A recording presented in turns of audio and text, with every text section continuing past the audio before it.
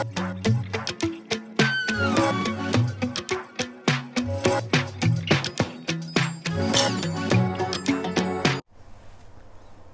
sejahtera Malaysia. Belum selesai pun kepanasan PRK Sungai Bakap. Sekarang kita bercakap sudah tentang PRK satu lagi, iaitu di Nenggiri.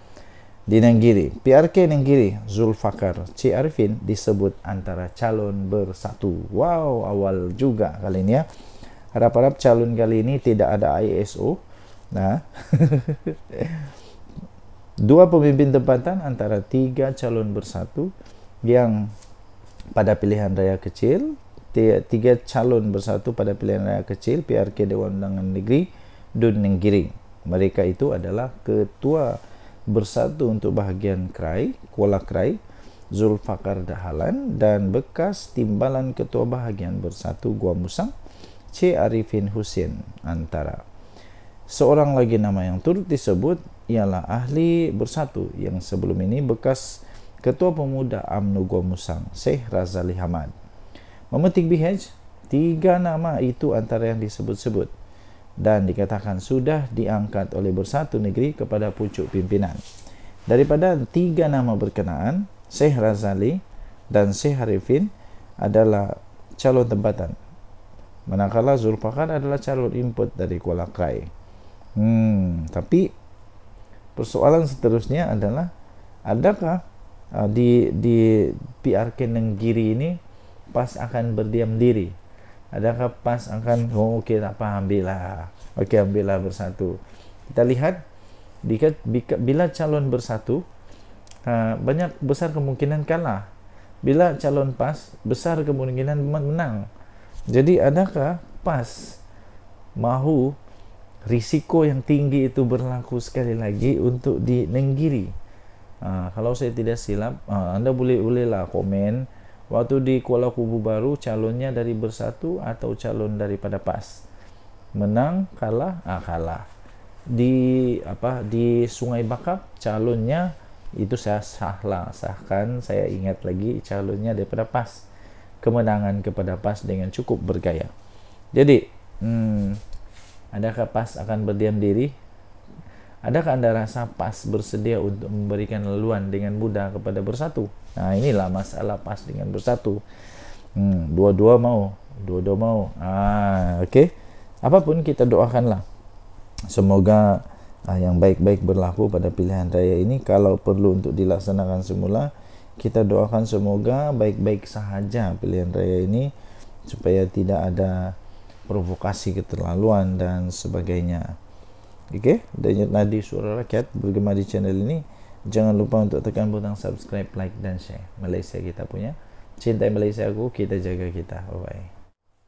Salam sejahtera Malaysia. Denyut Nadi Suara bergema di channel ini. Ya, tuan-tuan dan puan-puan yang dihormati sekalian, sekali lagi, Datuk Seri Anwar Ibrahim, Perdana Menteri Malaysia, berjaya membuatkan mulut-mulut busuk pembenci kepada Datuk Seri Anwar Ibrahim, Perdana Menteri Malaysia yang hebat ini, terkunci, terbisu dan baguslah, bertobatlah, janganlah buat fitnah lagi. Gini, Datuk Seri Anwar Ibrahim sendiri dengan beraninya mengatakan bahawa tindakan disiplin terhadap menteri-menteri yang menggunakan jentera kerajaan ketika berkempen akan dikenakan tindakan disiplin. Ada Perdana Menteri lain yang berani cakap beginikah? Adakah Perdana Menteri lain yang berani cakap ini? Tidak ada. Hanya Datuk Seri Anwar Ibrahim. Itulah Perdana Menteri kita.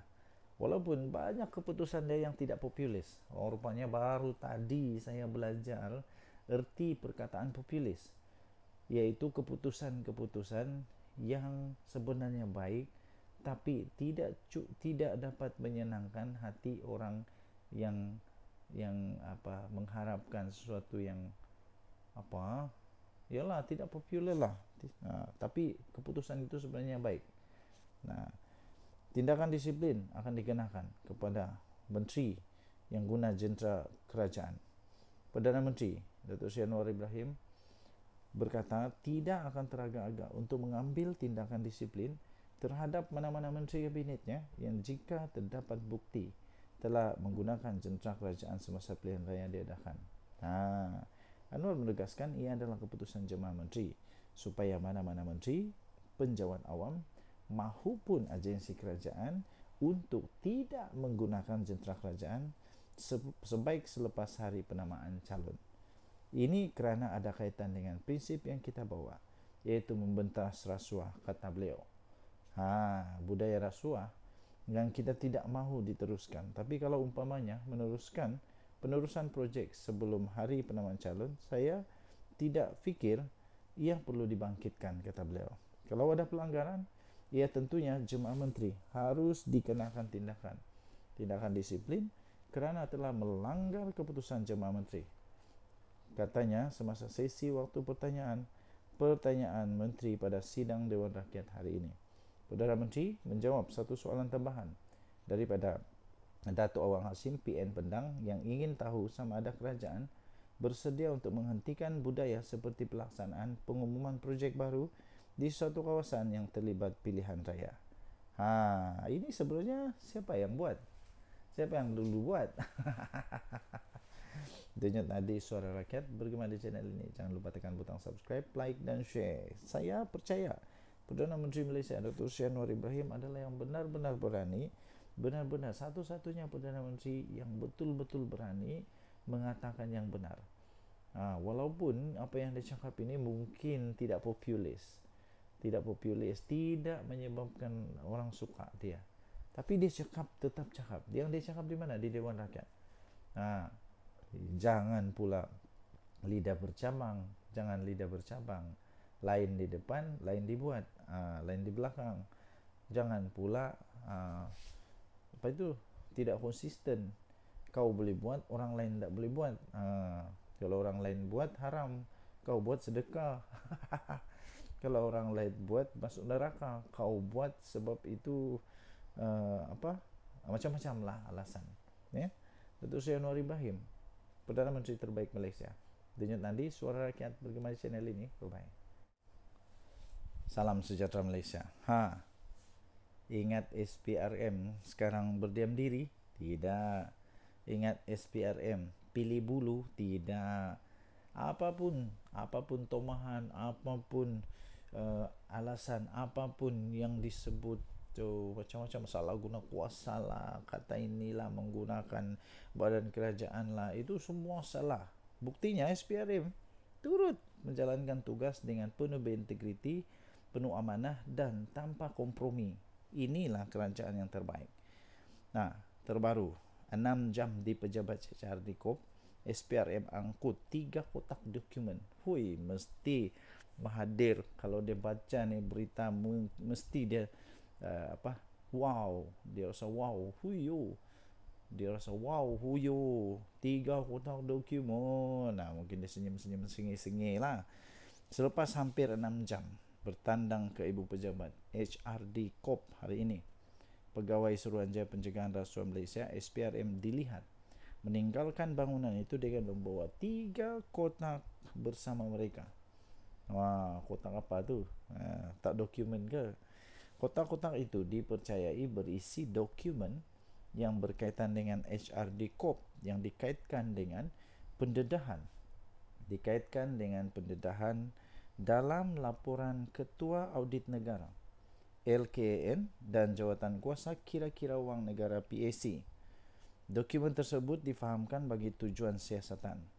Sebelum ini, pasukan yang terdiri daripada 10 anggota dan pegawai, termasuklah seorang wanita, dengan menaiki 4 kenderaan berasingan tanpa logo SPRM mula tiba pada jam 11.30 pagi dengan masing-masing memakai kemeja berkod. Pengarah bahagian siasatan SPRM, iaitu Datuk Seri Hishamuddin Hasim, dilaporkan berkata kehadiran penyiasat di 2 tempat terbabit bagi mendapatkan dokumen berkaitan untuk tujuan siasatan. PAC telah mendedahkan sejumlah RM3.77 bilion ringgit Malaysia hasil kutipan levi daripada majikan digunakan program latihan HRD Corp untuk melabur dalam pelbagai aktiviti pelaburan yang bukan matlamat penubuhan agensi itu. Jawatan kuasa itu turut mendedahkan berlakunya percanggahan dalam keterangan yang membabitkan 2 pegawai kanan pembangunan sumber manusia Berhad, HRD Corp, berhubung pembabitan syarikat pengurusan acara yang sebelum ini dikatakan milik Ketua Pegawai Eksekutifnya Datuk Sahul Hamid Sheikh Daud. Siapa beliau? Nanti kita tahulah juga, lama-lama kita tahu. Tapi yang pasti terbaik kepada SPRM yang menjalankan tugas. Saya percaya tidak lama lagi Malaysia akan naik dengan sangat hebat, dihormati oleh seluruh dunia, dan saya percaya kita doakanlah terus Malaysia supaya satu hari nanti betul-betul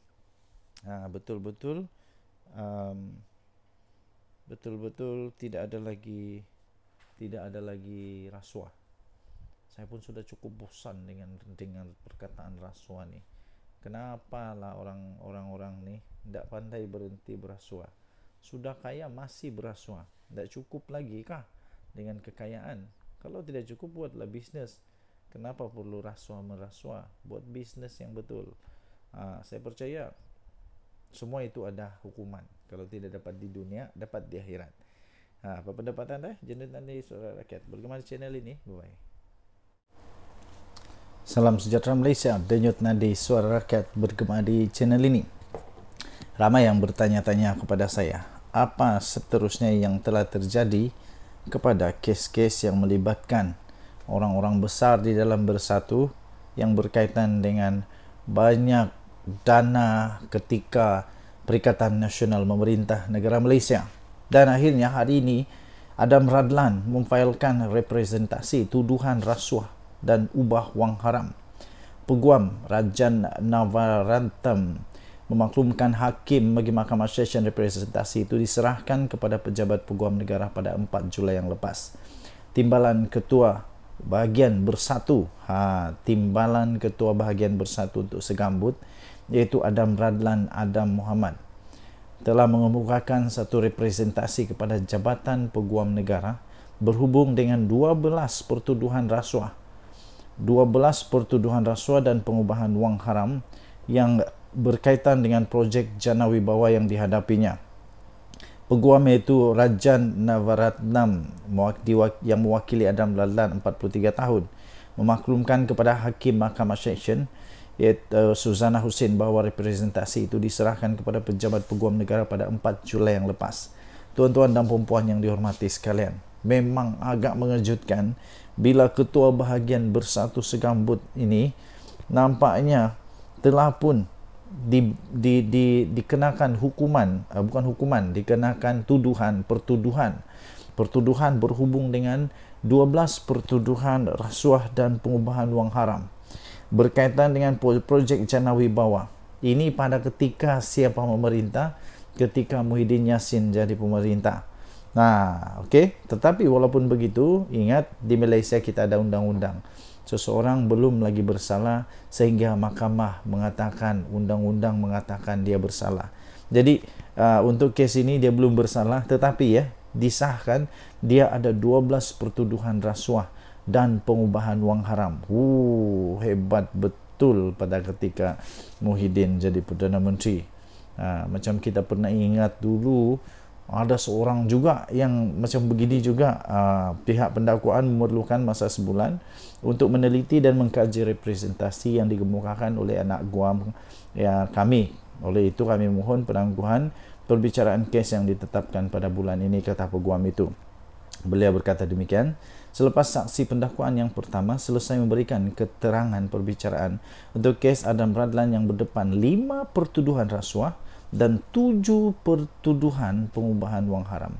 5 rasuah dan 7 pertuduhan pengubahan wang haram. Timbalan Pendakwa Raya Farah Yasmin Saleh mengesahkan telah menerima representasi yang telah dihantar pihak pembelaan pada 5 Julai dan memerlukan masa sebulan untuk meneliti serta mengkaji representasi selain tidak membantah penangguhan perbicaraan kes. Suzana menetapkan pada 6 Ogos ini untuk keputusan representasi. Okey, tuan-tuan dan puan yang dihormati sekalian, apa yang bakal terjadi sekiranya sekiranya beliau, ya, orang besar bersatu ini didapati bersalah. Pertama, dia boleh dikenakan dihukum di bawah Section 24/1 Akta yang sama, iaitu Section semua pertuduhan itu mengikut Section 16/E Akta Suruhanjaya Pencegahan Rasuah Malaysia SPRM 2009. Jadi boleh dipenjara maksimum 20 tahun dan denda tidak kurang 5 kali ganda nilai sopan atau RM10,000 Malaysia, mana-mana yang lebih tinggi. Kita tunggu siang keputusannya nanti. Denyut nadi Suara Rakyat bergema di channel ini. Jangan lupa tekan butang subscribe, like dan share. Malaysia kita punya. Cinta Malaysia ku, kita jaga kita. Bye-bye. Salam sejahtera Malaysia. Denyut nadi Suara Rakyat bergema di channel ini. Kekalahan di Sungai Bakap menyebabkan banyak orang berpendapat. Salah satunya ada satu artikel yang saya baca, sokongan kepada kerajaan akan boleh akan berlaku terus merundum kerana keputusan-keputusan yang diambil oleh kerajaan yang tak populis. Yang tak populis ini maksudnya ialah seperti menaikkan mewujudkan dasar minyak bersubsidi untuk diesel yang baru diumumkan. Lepas itu tentang cukai dan sebagainya. Itu yang tidak populis. Jadi pada pendapat anda, terutamanya yang penyokong-penyokong PHPN, memang benarkah keadaan ini berlaku dan patutkah, perlukah untuk Datuk Seri Anwar Ibrahim, Perdana Menteri Malaysia, untuk mengumumkan menarik semula dasar yang tidak populis ini, keputusan-keputusan yang tidak populis, tidak popular, tidak disukai oleh rakyat ini. Sebenarnya pada pendapat saya bukan semua rakyat terkesan. Yang terkesan itu adalah orang-orang yang kaya saja. Sebab untuk orang-orang yang tidak kaya, kita tetap akan mendapat subsidi daripada kerajaan, iaitu dengan bantuan daripada kerajaan untuk mengimbangi kenaikan harga itu. Adakah kerajaan perlu untuk membatalkan semua itu? Pada pendapat saya, tidak perlu. Tidak perlu, kerana akhirnya satu hari nanti, 10-15 tahun akan datang, semua orang akan mendapati bahawa keputusan Datuk Seri Anwar Ibrahim ini adalah keputusan yang menyelamatkan negara Malaysia, yang dapat menyelamatkan negara Malaysia, dan bukan hanya untuk menjaga pungkok, menjaga buntut supaya terus dapat duduk di kerusi empuk Perdana Menteri, kerusi empuk MP dan sebagainya. Ada peribahasa bilang, biarku menjadi lilin yang dibakar memberikan cahaya. Jadi itulah keputusan-keputusan yang tidak populis ini, walaupun sekarang kelihatan seperti tidak bagus, tapi percayalah, 15 tahun dari sekarang rakyat akan mulai mengingat bahawa ini antara keputusan yang berani yang menyelamatkan negara Malaysia. Jadi antara lain juga ialah keputusan tidak populis daripada PH lah secara keseluruhan, yang mengambil keputusan bekerjasama dengan Zahid Hamidi dan terutamanya Zahid Hamidi, yang mana diketahui memang ada kes mahkamah. Jadi itu memang tidak populis juga. Adakah ini juga telah menyebabkan pengundi-pengundi Tegar, penyokong-penyokong Tegar Pakatan Harapan juga mulai meragui dan tidak lagi terlalu tegar, tidak lagi menyokong apapun keadaan kepada Pakatan Harapan ini? Adakah perlu untuk PH melepaskan diri daripada kerjasama dengan Barisan Nasional yang dianggap sudah runtuh, sudah hancur berkecai, dan tidak kuat lagi lah. Bukan macam dulu letak kayu pun boleh menang. Apa pendapat anda? Sila tinggalkan komen. Denyut Nadi Suara Rakyat bergema di channel ini. Jangan lupa tekan butang subscribe, like dan share. Malaysia kita punya. Cintai Malaysia aku, kita jaga kita. Kita jumpa lagi. Bye. Salam sejahtera Malaysia. Denyut Nadi Suara Rakyat bergema di channel ini. Selepas PRK Sungai Bakap, adakah UMNO benar-benar akan keluar daripada Pakatan Harapan Barisan Nasional Kerajaan Madani ini? Adakah memang benar berita kabar angin, cerita Mat Jenin, cerita Tok Kadok dan juga ramalan Nenek Kebayan mengatakan bahawa Barisan Nasional bersama dengan puluhan MP-nya akan keluar daripada Pakatan Harapan Barisan Nasional ini kerana hasil daripada kekecewaan kerana kalahnya Barisan Nasional, kalahnya Pakatan Harapan, kalahnya Kerajaan Madani di Sungai Bakap. Sebelum ini ada video saya yang saya buat. Adakah memang benar itu akan jadi kenyataan pada ketika ini? Adakah memang benar bahawa semua MP dalam UMNO akan keluar daripada Kerajaan Madani kerana kekecewaan ini? Adakah mereka tiba-tiba sedar bahawa mereka sepatutnya berada di tempat yang lain, bukan di Kerajaan Madani, kerana mereka tidak membawa sebarang impak, mereka tidak membawa sebarang kelebihan, mereka tidak pun membawa sebarang kebaikan yang boleh membawa kemenangan kepada Kerajaan Madani Pakatan Harapan ini. Adakah Zahid Hamidi benar-benar akan bersama dengan Tok Matasan untuk membawa UMNO keluar daripada Kerajaan Madani? Benarkah ini bakal berlaku? Okey, baik. Jawapan saya ialah tidak mungkin berlaku buat masa ini. Kerana kekalahan ini bukan disebabkan juga oleh UMNO. Tidak ada disebabkan oleh UMNO, walaupun kemungkinan besar pengundi-pengundi tradisi UMNO, pengundi-pengundi tradisi UMNO yang dulu tidak mengundi Pakatan Harapan, tetapi sama ada mereka tidak keluar mengundi ataupun mengundi Perikatan Nasional seperti yang berlaku pada PRU yang lalu. Seterusnya ialah kekalahan ini haruslah dikongsi bersama. Maksudnya tidaklah boleh dikatakan ini adalah punca utama adalah kerana ada UMNO di dalam kerajaan. Ada UMNO dalam kerajaan. Jadi tidak bolehlah kita kata kerana itu UMNO perlu mengambil tanggungjawab, mengambil kebertanggungjawaban dengan kekalahan dan letak jawatan keluar daripada kerajaan ini. Tidak. Tetapi kalau memang betul UMNO mau keluar pun tiada masalah juga. Buktinya ialah sama ada UMNO ada atau tiada dalam kerajaan, kalau kalah tetap kalah juga, kalau menang tetap menang juga, ya. Jadi itu tidak membawa terlalu besar dia punya impact kalau UMNO keluar pun daripada Kerajaan Madani ini. Okey, apapun kita harap janganlah keluar daripada kerajaan ini. UMNO janganlah keluar daripada kerajaan supaya kestabilan politik di Malaysia dapat dikekalkan sekurang-kurangnya. Selesailah panggal ini.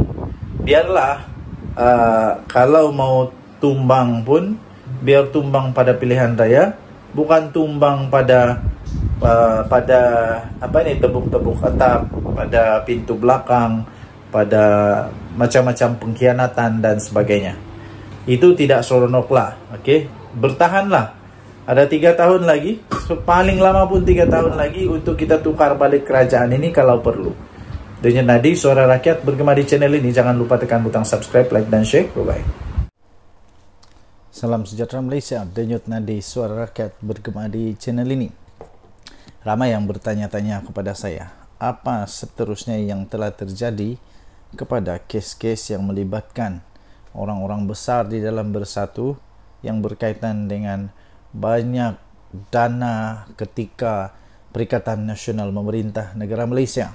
Dan akhirnya hari ini Adam Radlan memfailkan representasi tuduhan rasuah dan ubah wang haram. Peguam Rajan Navaratnam memaklumkan hakim bagi Mahkamah Session representasi itu diserahkan kepada pejabat peguam negara pada 4 Julai yang lepas. Timbalan Ketua Bahagian Bersatu, Timbalan Ketua Bahagian Bersatu untuk Segambut, iaitu Adam Radlan Adam Muhammad, telah mengemukakan satu representasi kepada Jabatan Peguam Negara berhubung dengan 12 pertuduhan rasuah dan pengubahan wang haram yang berkaitan dengan projek Jana Wibawa yang dihadapinya. Peguam iaitu Rajan Navaratnam yang mewakili Adam Radlan 43 tahun memaklumkan kepada Hakim Mahkamah Session iaitu Suzana Hussein bahawa representasi itu diserahkan kepada pejabat peguam negara pada 4 Julai yang lepas. Tuan-tuan dan puan-puan yang dihormati sekalian, memang agak mengejutkan bila Ketua Bahagian Bersatu Segambut ini nampaknya telah pun dikenakan hukuman, dikenakan pertuduhan berhubung dengan 12 pertuduhan rasuah dan pengubahan wang haram berkaitan dengan projek Jana Wibawa. Ini pada ketika siapa memerintah, ketika Muhyiddin Yassin jadi pemerintah. Okey. Tetapi walaupun begitu, ingat di Malaysia kita ada undang-undang. Seseorang belum lagi bersalah sehingga mahkamah mengatakan, undang-undang mengatakan dia bersalah. Jadi untuk kes ini dia belum bersalah, tetapi disahkan dia ada 12 pertuduhan rasuah dan pengubahan wang haram. Hebat betul pada ketika Muhyiddin jadi Perdana Menteri. Macam kita pernah ingat dulu, ada seorang juga yang macam begini juga. Pihak pendakwaan memerlukan masa sebulan untuk meneliti dan mengkaji representasi yang dikemukakan oleh anak guam kami. Oleh itu kami mohon penangguhan perbicaraan kes yang ditetapkan pada bulan ini, kata peguam itu. Beliau berkata demikian selepas saksi pendakwaan yang pertama selesai memberikan keterangan perbicaraan untuk kes Adam Radlan yang berdepan 5 pertuduhan rasuah dan 7 pertuduhan pengubahan wang haram. 5 rasuah dan 7 pertuduhan pengubahan wang haram. Timbalan Pendakwa Raya Farah Yasmin Saleh mengesahkan telah menerima representasi yang telah dihantar pihak pembelaan pada 5 Julai dan memerlukan masa sebulan untuk meneliti serta mengkaji representasi selain tidak membantah penangguhan perbicaraan kes. Suzana menetapkan pada 6 Ogos ini untuk keputusan representasi. Okey, tuan-tuan dan puan yang dihormati sekalian, apa yang bakal terjadi sekiranya beliau, orang besar Bersatu ini didapati bersalah? Pertama, dia boleh dikenakan dihukum di bawah Seksyen 24/1 Akta yang sama, iaitu Seksyen semua pertuduhan itu mengikut Seksyen 16/A Akta Suruhanjaya Pencegahan Rasuah Malaysia SPRM 2009. Jadi boleh dipenjara maksimum 20 tahun dan denda tidak kurang 5 kali ganda nilai sopan atau RM10,000 Malaysia mana-mana yang lebih tinggi. Kita tunggu siang keputusannya nanti. Denyut nadi Suara Rakyat bergema di channel ini. Jangan lupa tekan butang subscribe, like dan share. Malaysia kita punya. Cinta Malaysia ku, kita jaga kita. Bye-bye. Salam sejahtera Malaysia. Denyut nadi Suara Rakyat bergema di channel ini. Saya ada 2 soalan yang tuan-tuan dan puan-puan boleh WhatsApp pula, boleh balas di ruangan komen.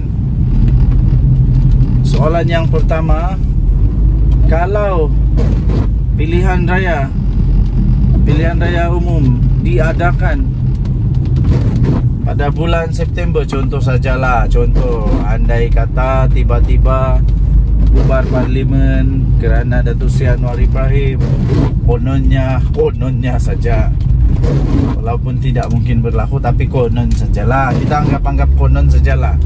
Kononnya Datuk Seri Anwar Ibrahim tumbang kerana kehilangan majoriti di Dewan Rakyat.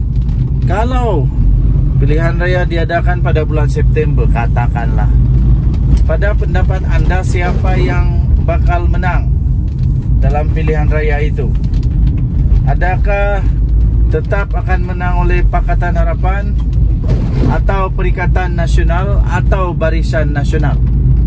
Patutkah Barisan Nasional berpisah daripada Pakatan Harapan?